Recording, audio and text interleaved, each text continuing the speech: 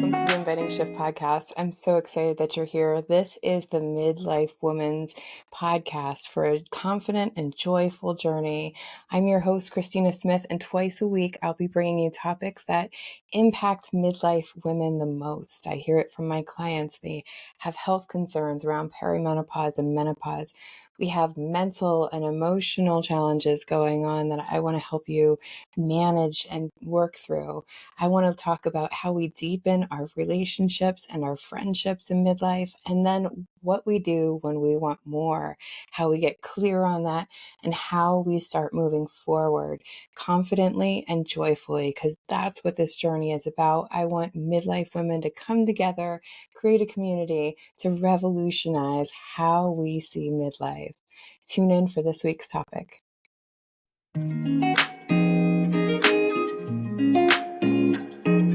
Welcome back, shifters, to another episode of the Inviting Shift podcast.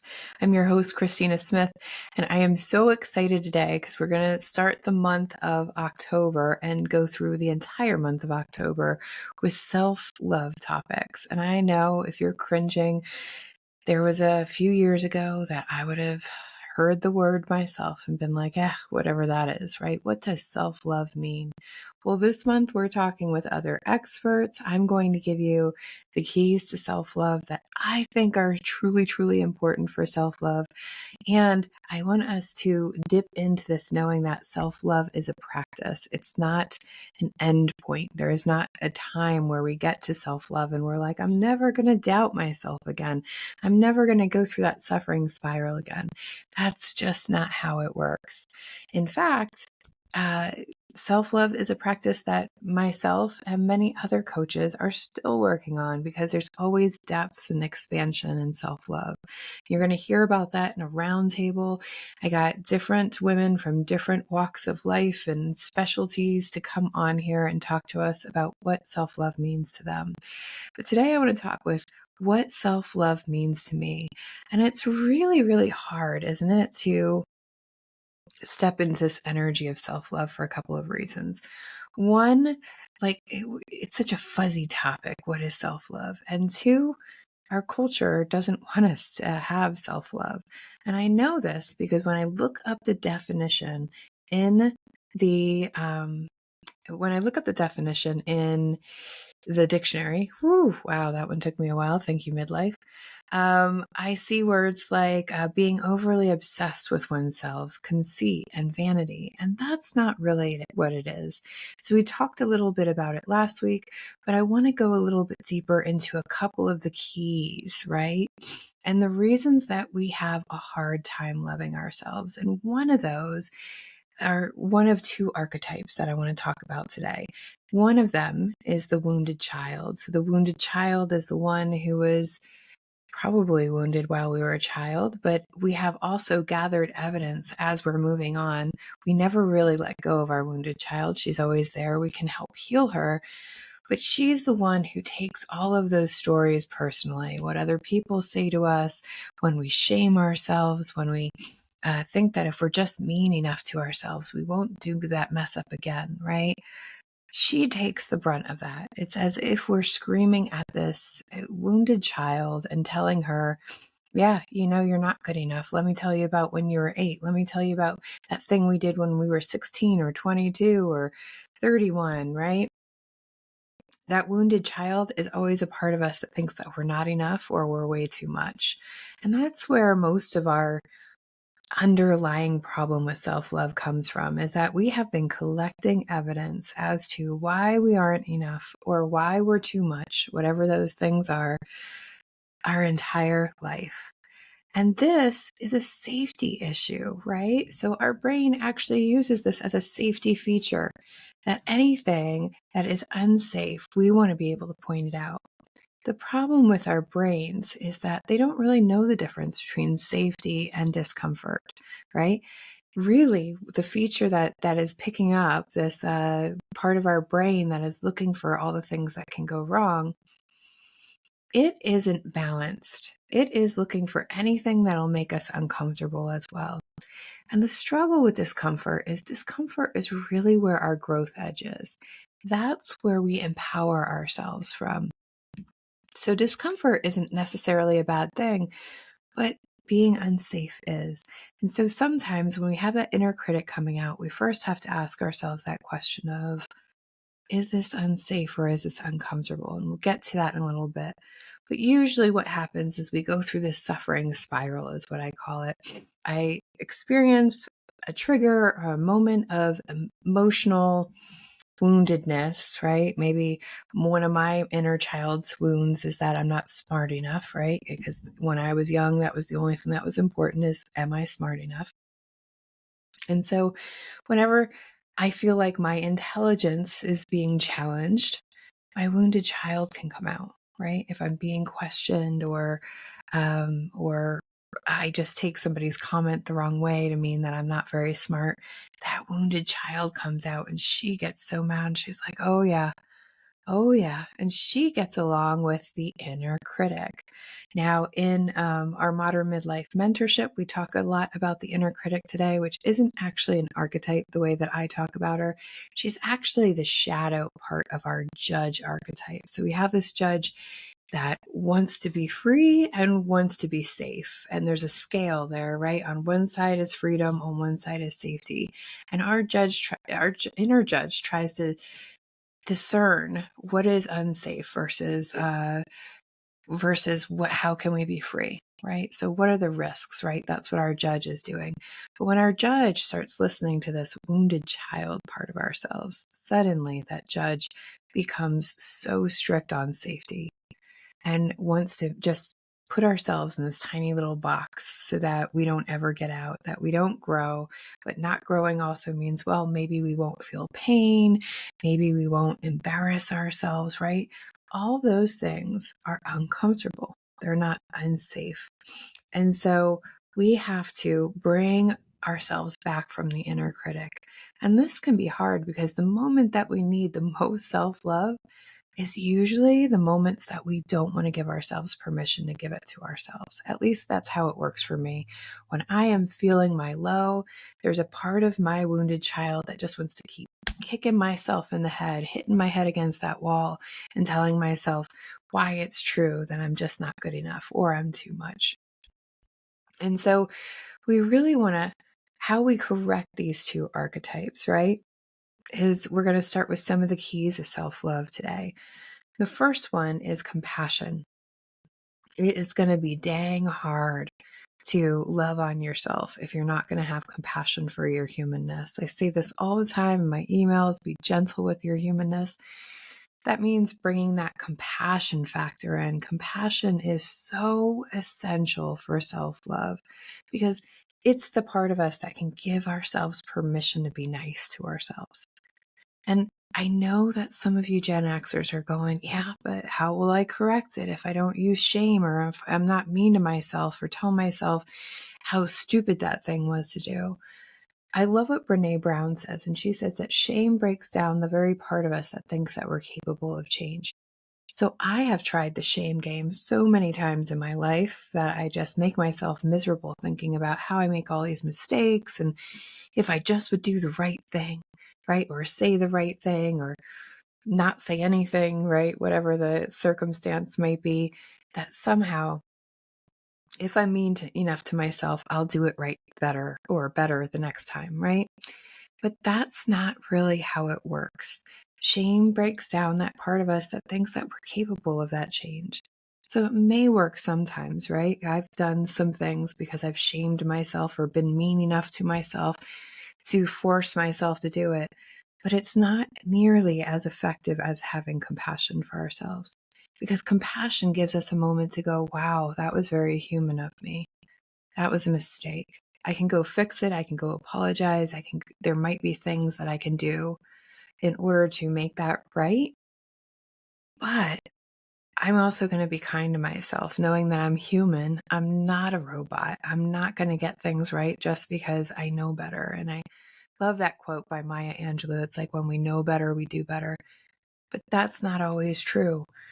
Sometimes our ego gets in the way, we get defensive, we sit in our wounded child, our inner critic comes out. All of these energies can impact the way that we do things, even if they're not the way that we want to. So, what I want us to learn today is that self love is a practice. If you remember nothing else out of this, I want you to know that self love is a practice. One of those practices is compassion.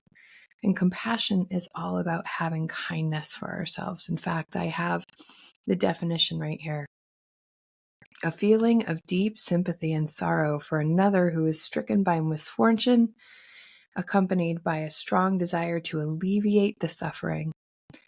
Now, that shame that we're putting on ourselves, that meanness, that's part of that misfortune, right? We're actually creating our own misfortune. And so we want to be able to be kind, the want to alleviate the suffering. And the way that we alleviate the suffering is stop being mean to ourselves, right? Stop shaming ourselves. And the first thing I've always had to do is give myself permission to be kind to myself, even though my humaning goes wrong, even though I don't show up the way that I want to, even though I say things that embarrass me, even though I make mistakes, some of them repeatedly. I get to still choose to give myself permission to be kind to myself. So if that's never anything that you've said to yourself, I want you to say to yourself right now, I give myself permission to be kind to me, to have compassion, even when maybe I knew better or could have done better or should have done better. We're going to give ourselves compassion. I want you to write it down now, because I want you, in the moments where we need it the most, it's the hardest for us to choose it. And this has been one of my practices for the last 10 years, is really learning how to be kind to myself, even when I don't want to be. So the first thing is giving ourselves permission to be kind. Sounds kind of silly, but a lot of us really need that because we don't think it's justified when we do things wrong. If you grew up in religion or Catholic church, it was pretty much, bad things are happening to you because God can see what you're doing and he's punishing you, right? So there was like a definite consequences for all of our actions. And so when bad things happened, at least in my house, it was because I had done something wrong. And I don't want us to step into that anymore. We do things wrong because we mess up. We're human. We can do our best. But the best way to bounce back from that and come back to our best self is a lot of self-love. Getting stuck in that suffering spiral by constantly saying, oh yeah, Christina, you always do this wrong. And remember, you don't do that right. And you're not very good at that either. What can you do? What kind of friend are you? What kind of wife are you? I can ask myself all of these questions and just get stuck in that really negative place. But instead, I'm choosing compassion, which means that I'm going to be really kind. Wow, Christina, that was embarrassing, and that's okay. Hopefully, we won't do that again next time, but we can be loving to ourselves, right? Start healing that wounded child instead of continuing to shame her. We can step into it and say, wow, that was a mistake and that's okay, right? How we would want to raise our children to be kind to themselves. We really need to parent ourselves in a way in which we can forgive that inner child of ours and we can really see the love and intention behind them. So here's 3 ways I want you to be a little bit kinder to yourself. First was that permission. The second is I want you to speak kindly to yourself. Now, a lot of people use affirmations, which I think can be great, but there's a lot of ways in which we use affirmations that aren't as helpful as we think they are. For me, at least, one of them is when I say, I am magnificent, right? That might be a really great affirmation. However, for a long time, when I wasn't giving myself self-love, I really had this hard part about putting these magnificent claims out there, these big claims, right? If I'm not feeling magnificent, it might feel like I'm lying to myself, right? That I'm like fooling myself and just saying words. And then people repeat them over and over and over again, and the words start meaning nothing and bringing nothing to me. And so instead of that, I want you to be honest with yourself, right? You don't have to believe the statement 100%, but there has to be some credibility in there, some ability to go, oh, I can go with that. So if saying, I am magnificent feels too big, one way we can give ourselves compassion is, I am curious how magnificence will show up in my life today. I'm curious as to my own magnificence. I'm open to seeing my own magnificence. Then our eyes are at least pointed in the right direction, and we might be open to seeing more of it. So, affirmations, we want them to be true if you're going to use them.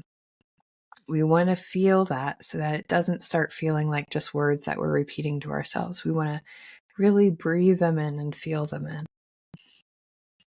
We also need to let go of perfection.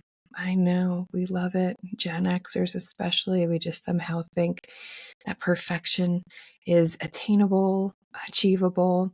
I remember one time when I was in the suffering spiral, my husband was like, I was saying, yeah, I'm doing terrible as a mother, as a wife. I'm doing terrible at work, my friends.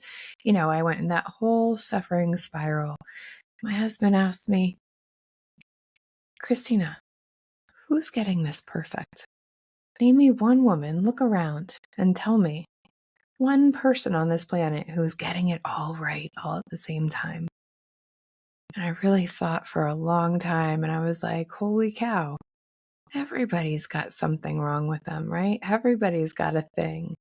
And so we just want to be aware that we're often comparing ourselves. Like I'm comparing my mothering to a woman who, I see as perfect. And, she probably sees me as perfect because we have different skills and we cherry pick, right? We just see the parts that we're like, oh, I really want that. That's how I want to show up. And I'm not doing that. So I must be doing it wrong. But we're not really tuning into the magic and the gifts that we actually have. We're just comparing our flaws to other people's highlights. And that's not really fair, is it? So we're going to show ourselves a lot of compassion and remember that humaning is hard. Even if we don't think we have a hard life, all humaning is hard, all of it. And so we can give ourselves compassion, give ourselves that permission for compassion. The second key that I wanted to talk about to self-love that I believe there is curiosity. This is a huge one. And these are things that we can practice even if we don't really connect with self-love. Even if all those warm, gushy, fuzzy feelings aren't showing up for us, we can at least start with the keys. So we can start giving ourselves permission to be compassionate, but we can also give ourselves permission just to open our view. And that is what curiosity is all about. For me, again, my inner critic can come out, my wounded child can come out, and all of a sudden I'm so judgmental. Oh, I'm so stupid. Why do I do that? Oh, I'm lazy, right? We come up with all these negative descriptors. I'm an idiot. Why would I trust people? Why would I trust myself? Why don't I ever stay committed to myself, right?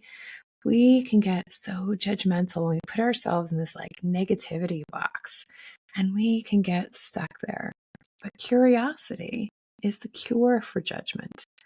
Curiosity is the cure for judgment because when we're being curious, our mind starts opening to possibilities. And the definition for curiosity, in case you're curious like I am, the desire to learn or more know about anything. So when we are desiring to learn more or know more about things, we haven't made a judgment completely on it, right? We don't have a one-sided opinion. We are open. We want to learn more. We want to see it from different angles, from different facets, right? We want to be able to discover more. And when we're discovering more, our brains need to be open, right? Because if not, cognitive dissonance would come in and go, nope, nope, nope, nope, nope. If you are in a nope mood, that's a really great indication that you're stuck in wounded child or inner critic. Because I got to tell you, when I'm really wanting to be mean to myself, I don't want to see any other possibilities. I don't have curiosity. I just want to have judgment and some damnation for whatever it is that I've done, right? Punishment. Curiosity is saying, well, maybe there's more to the picture. Maybe I could stay open and curious. Maybe I could figure out what else is true about this, right? So instead of going into this judgment mode, which doesn't help, calling ourselves lazy or stupid or mindless, none of that is really helping us become a better person. It's just punishing us. But instead of doing that and then bringing up all the evidence, right? Because we love to gather evidence during our lives. I have so many different pieces of evidence as to how I'm not enough or too much, right? Going back to that. And what happens is I can remember all the way back to, remember when I was 8 and I said that mean thing to my friend, or when I was 12 and I messed up that dance recital, right? Like I can go into that suffering spiral. So instead of getting there and getting stuck there, we want to just build new evidence. There's so much evidence out there to your magic and gifts. But the problem is, that safety feature in our brain isn't looking for all of our magic and our gifts. It's just looking for all the pitfalls, right? It's looking for all the risks, all the ways in which we can hurt or embarrass ourselves or suffer discomfort. So instead, I would love us to start celebrating ourselves and really looking at our own gifts and magic, being more curious about ourselves than judgmental. Yeah, maybe I messed that up, but what are 5 things I actually got right today? And I promise you, you make more than 100 decisions in your day. So I'm sure that there are some decisions that are perfect and magical and work out just right. We just don't notice them because we're so good at them. But we want to start doing that. We want to start building that pile of magnificence. Here is my pile of magnificence, right? And if I balance that pile, start balancing those 2 piles of evidence versus, the critical versus the gifts and the magic, then we start getting a more balanced judge on the inside. And the inner critic kind of has to shuffle away, especially when we have compassion for that inner critic part of ourselves. So curiosity is how we're going to cure the judgment. So when we are feeling all of this criticism coming up, I want us to start asking ourselves some really great questions because, again, we want to be able to decipher what's unsafe versus uncomfortable. This is a very good curiosity question, right? What's unsafe? What's uncomfortable? Unsafe, obviously, we want to take care of most of the time. Most of the time today, we're not running from bears or doing other physically fatal things, right? So we're pretty safe. It's really about our discomfort. And again, discomfort is where our growth edge is. It's always uncomfortable to grow. Otherwise, we would just have grown that part already, right? But it's the discomfort that keeps us from that. So we want to make sure that our brain is giving us data and not just these made up stories of what might go wrong, could go wrong. And so what I want us to do is start with some really delicious questions. And good questions help us, again, open up and see more possibilities. Otherwise, we can get very black and white. Like it's either a yes or a no. And usually in situations, there's a ton more opportunities that we're not exploring. So great questions. Is it unsafe or uncomfortable? We want to ask ourselves that right away. Because as long as it's just uncomfortable, we can calm down that nervous system, take a deeper breath, and start getting curious about, well, what are the possibilities, right? Instead of feeling the fear as if it's a real thing and as if it's actually going to physically hurt us.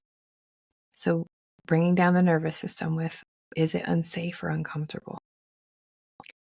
The second question that I got from a sales trainer many, many years ago was, what if the opposite is true?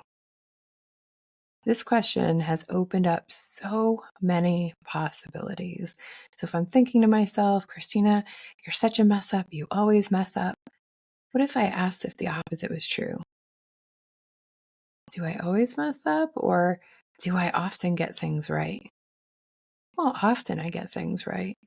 It's just these parts that I'm not expecting, right? Or the perspective that I'm having at the moment, right? I didn't want this to happen, so suddenly it becomes the worst thing, rather than we don't always recognize when we're using the best parts of ourselves. We kind of expect that to happen and don't really question it.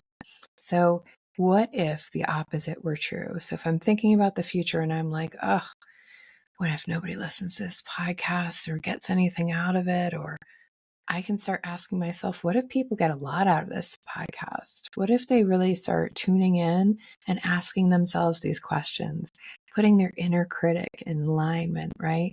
Healing that wounded child so that we don't have to act from that really over emotional part of ourselves. What if the opposite is true? The third one is a question I've been asking myself for 15 years. It's not about a silver lining, but it is about asking ourselves, how can I love this? Everything's got pros and cons. I'm not saying that we should always just make the pros so extraordinary that we don't see the cons. Of course not. We couldn't make really good decisions if all we looked at the good stuff, right? But what I'm saying is, how can I love this?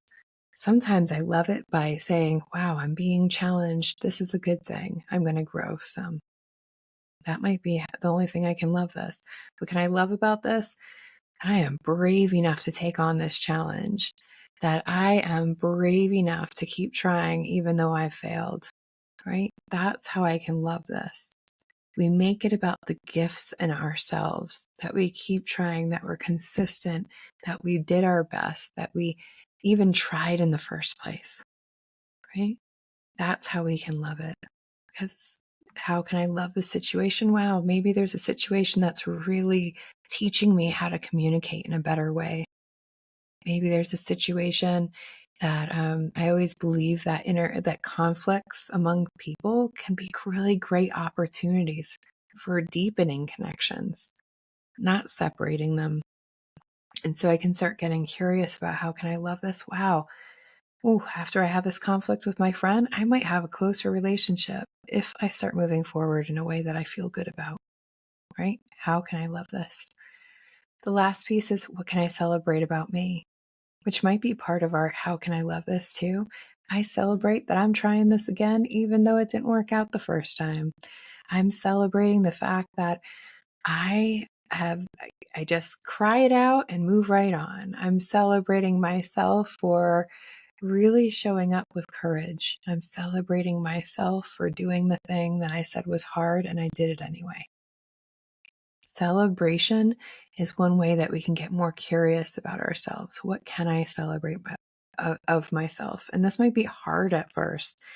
So I always suggest to my clients, go tell someone in your family something awesome that you did that day, or something awesome that you're proud about yourself for, right? Doesn't even have to be from that day, but tell them about your gifts, celebrate yourself. Because I know that in other worlds, when we were growing up, to celebrate ourselves was showing off or bragging. But how do we really step into our fullness without celebrating who we are? How do we allow other people to step into their fullness if we're not willing to show them how to celebrate themselves? I really think celebration is a huge part of being curious, right? Starting that new pile of evidence as to our magnificence, rather than always depending on that old pile of evidence that tells us how we're not enough or too much all of the time. And these are the first two keys to unlocking self love. It's a half day experience that we do once a year with my clients.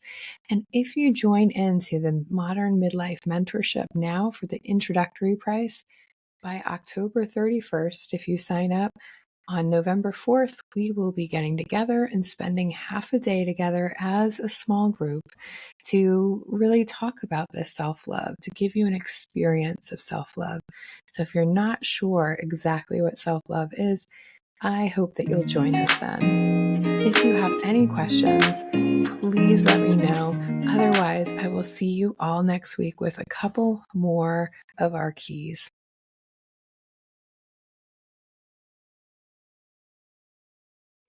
Are you tuned in and you're like, I wish I had a group of women that I could have these conversations with so I could hear their real lives, how they're experiencing these challenges, how they're getting to the celebrations, how they're building a journey that is more joyful and confident?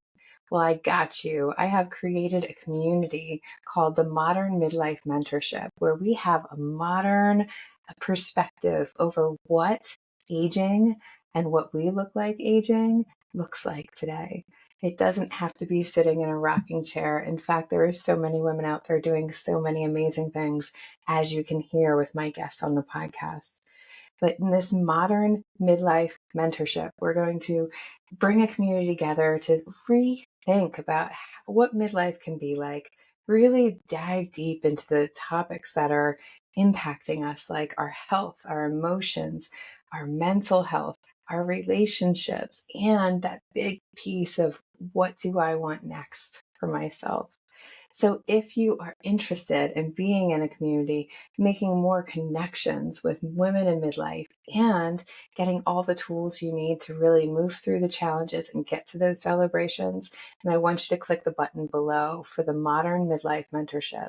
Learn more, reach out if you have any questions, and I would love to see you there. Thanks for tuning in. I hope that you enjoyed the episode and that you were able to get something out of it.